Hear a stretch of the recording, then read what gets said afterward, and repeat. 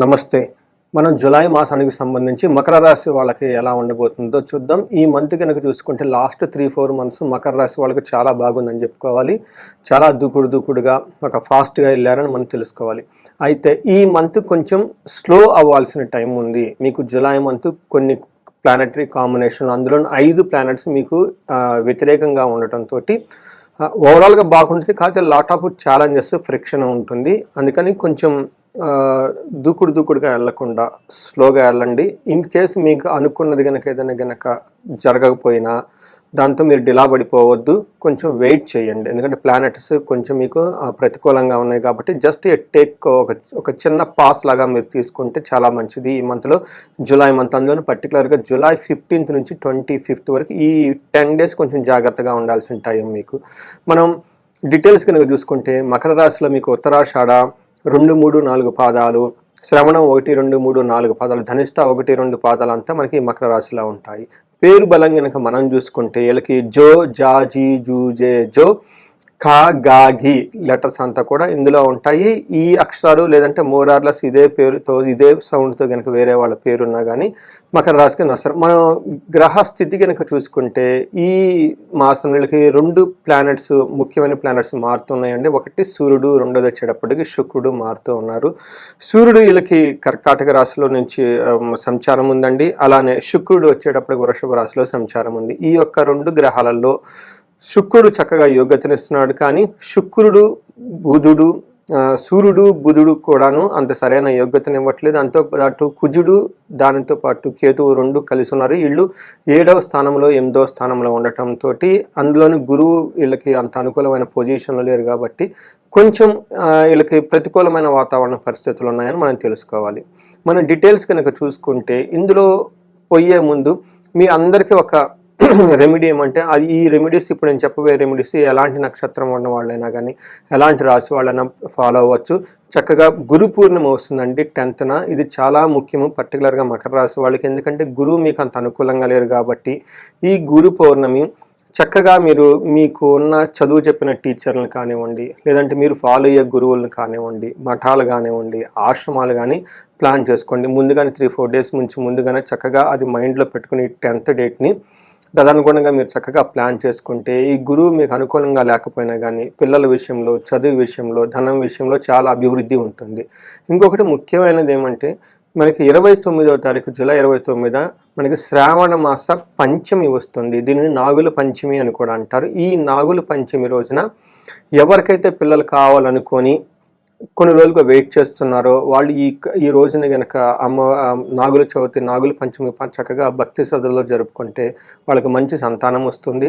అంతేకాకుండా తల్లిదండ్రులకి పిల్లలకి మధ్య ఎప్పుడు గొడవలు అవుతున్నా, వాళ్ళకి మనస్పర్ధలు ఉన్నా కానీ తల్లిదండ్రులు ఈ రోజు కనుక చక్కగా సెలబ్రేట్ చేసుకుంటే నాగుల పంచమి వాళ్ళ మధ్యలో ఉన్న మనస్పర్ధలన్నీ పోయేసి వాళ్ళ యొక్క వంశం వృద్ధి చెంది వాళ్ళ మధ్య మంచి సత్సంబంధాలు మెరుగుపడతాయని చెప్పేసి మనం తెలుసుకోవచ్చు.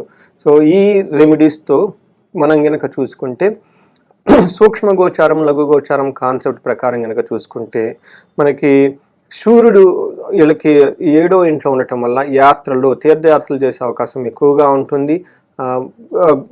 కుజుడు వచ్చేటప్పుడు వీళ్ళకి కొంచెం ఇబ్బంది కలిగే పొజిషన్లో ఉన్నారు. కేతు కూడా ఇబ్బంది కలిగే పొజిషన్లో ఉన్నారు. వీళ్ళకి శారీరకంగా తర్వాత మానసికంగా ఇబ్బందులు గురే అవకాశం ఎక్కువగా ఉంటుంది. శుక్రుడు చక్కగా యోగ్యతించడంతో పుత్రుల ద్వారా చాలా చక్కగా బాగుంటుంది. 7వ ఇంట్లో బుధుడు ఉండటం వల్ల గొడవలు అయ్యే అవకాశం ఎక్కువగా ఉంది. అంటే ఈ ప్రకారం కనుక చూసుకుంటే కొంచెం మీకు ప్రతికూలమైన పరిస్థితులు ఎక్కువగా ఉన్నాయని గమనించుకోవాలి. మనకి 7వ ఇంట్లో సూర్యుడు ప్లస్ ఇతనితో పాటు బుధుడు ఇద్దరు కలిసి ఉండటం వల్ల మనకు మహర్షులు ఏం చెప్తారంటే ఇది అంత అనుకూలమైన పరిస్థితి కాదు, కొంచెం ఛాలెంజెస్ ఉండే అవకాశం ఎక్కువగా ఉంటుంది. ఎలాంటి ఛాలెంజెస్ అంటే మన మహర్షులు ఏం చెప్తారంటే సామంత జన విద్వేష ధారాపీడ స్వతామయం ఉత్సాహభంగ కారిణ్యే గోచారస్తే రవే స్థితి అని చెప్తా ఉంటారు. దీని ప్రకారం ఏమంటే మీరు ఉత్సాహంగా ఏదైనా కనుక పని చేయాలనుకుంటే మీ చుట్టూ మిమ్మల్ని డిసప్పాయింట్ గురి చేసే వాళ్ళు ఎక్కువ ఉంటారు.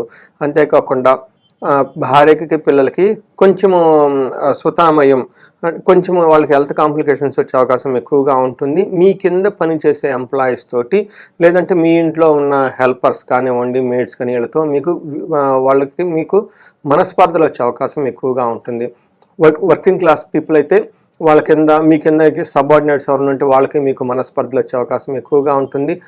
ఇన్ కేసు హోమ్ మేకర్స్ కానీ ఉంటే వాళ్ళు మీ కింద మీ ఇంట్లో పనిచేసే మెయిడ్స్ కానీ వీళ్ళకి కానీ మీకు వాళ్ళకి గొడవలు వచ్చే అవకాశం ఎక్కువగా ఉంటుంది. ఇది ఒకటి గుర్తుంచుకోవాలి.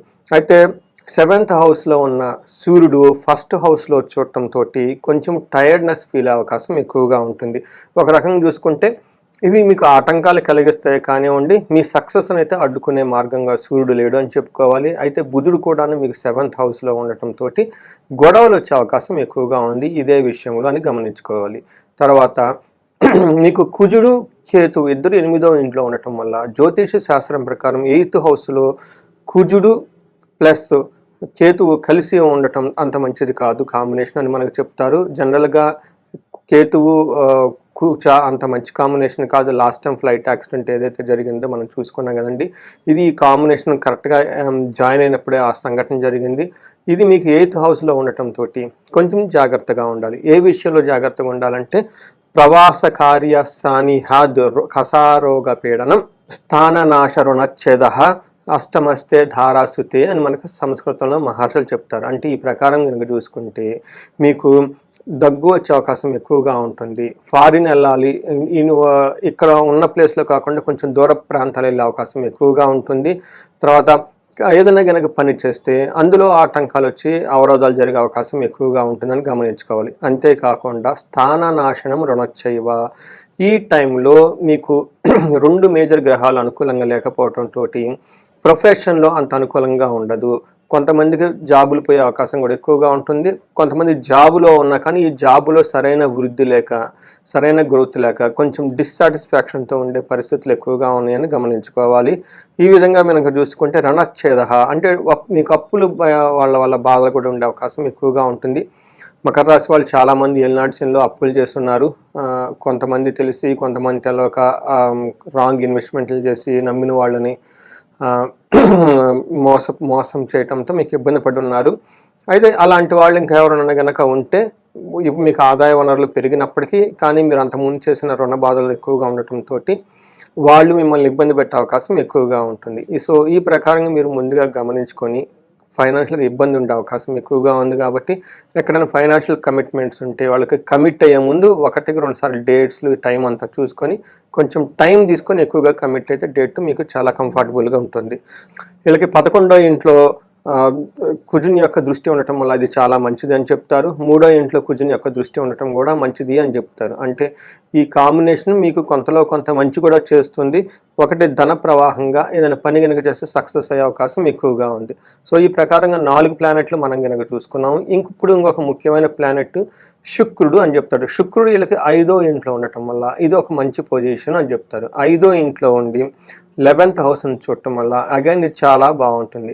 ఏ ప్రకారంగా బాగుంటుందంటే మన మహర్షులు ఏం చెప్తారంటే దాసీభృత్య జనలాభ నిత్యముస్తాన్న భోజనం ధనధాన్యాభి అభిష్టార్థ పంచమస్తే శుక్ర భవేత్ భృగో భవేత్ అని మనకి సంస్కృతంలో చెప్తారు.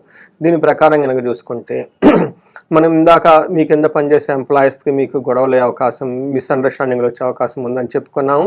కానీ శుక్రుడు ఉండటంతో అవి వచ్చినా కానీ సమస్యపోయి మళ్ళీ ఒక ప్రోగ్రెస్ ట్రాక్లో వెళ్ళిపోయే అవకాశం చాలా ఎక్కువగా ఉంటుంది. సో వీళ్ళకి నిత్యం మృష్టాన్న భోజనం చక్కగా వీళ్ళు భోజనం చేస్తూ టయానికి అనుకున్న పనులన్నీ అనుకున్న విధంగా చేసుకుంటూ అట్రాక్టివ్గా మంచి పనులు చేస్తూ చక్కగా బాడీ లాంగ్వేజ్ ఉండి మంచి బట్టలు వేసుకుంటూ డిగ్నిఫైడ్గా ఉండే అవకాశం ఎక్కువగా ఉంటుంది. ధనధాన్య అభిష్టార్థ సిద్ధి ఫైనల్గా శుక్రుడు ఇప్పటిదాకా మీరు కష్టాలు పడినా అనుకున్న పనులు అనుకున్న విధంగా ఏదో విధంగా చక్కగా చేసుకుంటూ వెళ్ళిపోతూ ఉంటారు. ఇది మనం అంతేకాకుండా వీళ్ళకి 11th హౌస్లో దృష్టి ఉండటంతో లేడీస్ ద్వారా ఉపయోగం కలిగే అవకాశం ఎక్కువగా ఉంటుంది. అదే స్త్రీలు అయితే జెంట్స్ ద్వారా వీళ్ళకి ఉపయోగం కలిగే అవకాశం ఎక్కువగా ఉంటుంది అని మీరు గమనించుకోవాలి. సో ఈ ప్రకారంగా మేజర్ యొక్క గ్రహాలు గురించి మనం చెప్పుకున్నాం. ఇప్పుడు నక్షత్రం వైజ్ కనుక చూసుకుంటే మీ మకర రాశి వాళ్ళకి ఎలా ఉంటుందో చూద్దాం. ప్రతి నక్షత్రానికి ఉన్న ఛాలెంజెస్ ఏంటి, అలానే తర్వాత ఎక్కడెక్కడ ఆపర్చునిటీస్ ఉన్నాయో మనం చూద్దాం.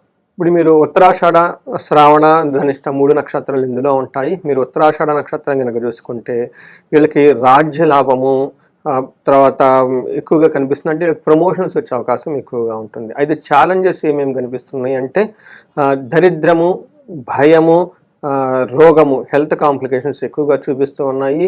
ఈ విషయంలో కొంచెం జాగ్రత్తగా ఉండాలి. హెల్త్ విషయంలో అతిగా భయపడొద్దు. తర్వాత మీకు ఫైనాన్షియల్‌గా క్రైసిస్ వచ్చే అవకాశం కూడా ఎక్కువగా ఉంది కాబట్టి చక్కగా ఫైనాన్షియల్‌ని ప్లాన్డ్‌గా చేసుకోండి. తర్వాత శ్రవణ నక్షత్రం గనుక మనం చూసుకుంటే వీళ్ళకి ధన ప్రాప్తి, లాభము, రాజ్యము అంటే ప్రమోషన్స్, ధనం వచ్చే అవకాశం ఎక్కువగా ఉంటుంది. ఈ మంత్ అంతా లాభప్రదంగా ఉండే అవకాశం కూడా ఎక్కువగా ఉంది. ఛాలెంజెస్ గనుక మనం చూసుకుంటే వీళ్ళకి దరిద్రము, అతి భయము అని చూపిస్తూ ఉన్నది. అంటే వీళ్ళకి ఫైనాన్షియల్ క్రైసిస్ ఉండే అవకాశం ఎక్కువగా ఉంది. దీంతో పాటు భయపడే అవకాశం ఎక్కువగా ఉంటుంది. కానీ వీళ్ళకి ప్రమోషన్స్ వచ్చే అవకాశం ఖచ్చితంగా ఉంటుంది. ఒక నెక్స్ట్ బిగ్ లెవెల్కి అయితే మకర రాశి వాళ్ళు వెళ్తారని మనం అనుకోవచ్చు. తర్వాత మనకి ధనిష్ట నక్షత్రం కనుక చూసుకుంటే వీళ్ళకి 2 రకాల ప్రతికూల పరిస్థితులు, 2 రకాల పాజిటివ్ మనకు అనుకూల పరిస్థితులు ఉన్నాయని మనం తెలుసుకోవాలి. వీళ్ళకి అనుకూలమైన పరిస్థితులు కనుక మనం చూసుకుంటే వీళ్ళకి లాభము, రాజ్య లాభము చూపిస్తూ ఉందన్నమాట. వీళ్ళకి ఓవరాల్గా కనుక చూసుకుంటే మనదంత లాభప్రదంగా ఉంటుంది. ప్రమోషన్స్ వచ్చే అవకాశం ఎక్కువగా ఉందని మనం తెలుసుకోవాలి. వీళ్ళకి ఛాలెంజెస్ కనుక చూసుకుంటే వీళ్ళకి దరిద్రము ప్లస్ భయము కలిగే అవకాశం ఎక్కువగా ఉంటుంది. ఫ్యూచర్ గురించి కానివ్వండి, లేదంటే ఇంకొక దాని గురించి ఎలా ఉంటుంది ఏంటి అంటే మనకు కొంచెం వ్యతిరేక పరిస్థితులు ఉన్నాయని చెప్పుకున్నా కదండి. వాటి ద్వారా వీళ్ళు భయపడే అవకాశం ఎక్కువగా ఉంటుంది. తర్వాత ఫైనాన్షియల్ క్రైసిస్ కూడా ఉండే అవకాశం ఎక్కువగా ఉంటుంది. మీకు ఆదాయ వనరులు ఉన్నప్పటికీ అంతకుముందు ఉన్న కమిట్స్ ద్వారా, లేదంటే కొత్తగా ఫైనాన్షియల్ పెట్టుకున్న కమిట్మెంట్స్ ద్వారా ఆ కమిట్మెంట్స్కి సరిపడా ఫైనాన్స్ మీకు ఏదో ఒక విధంగా అందుతుంది. కానీ కొంచెం ఇబ్బందులతో కలిసి మీకు అందుకుండే అవకాశం ఎక్కువగా ఉంటుంది.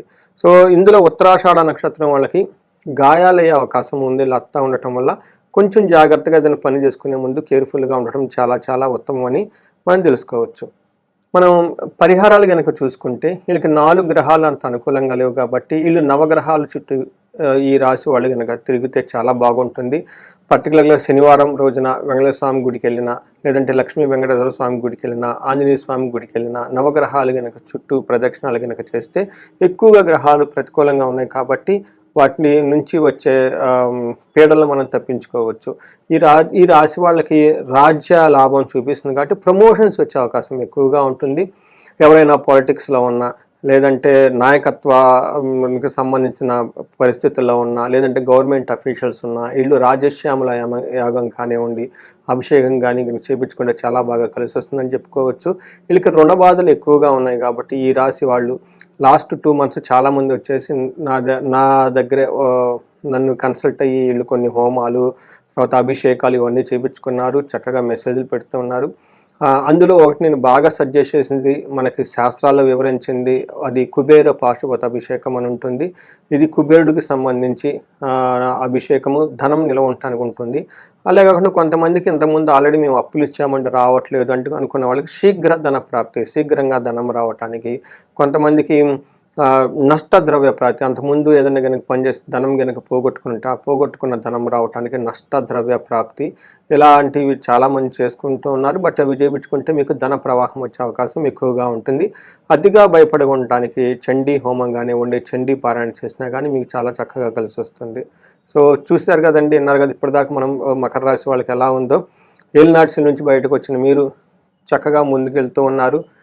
ఒక్క జులై మంత్ ఒక 10-15 days స్లో అవ్వండి. మీరు చేస్తే పనులకి మిగతా అంతా చక్కగా ఉంటుంది. మీకు అష్టైశ్వర్యాలు కలగాలని, భోగభాగ్యాలు కలగాలని చెప్పేసి కోరుకుంటున్నాను. నమస్తే.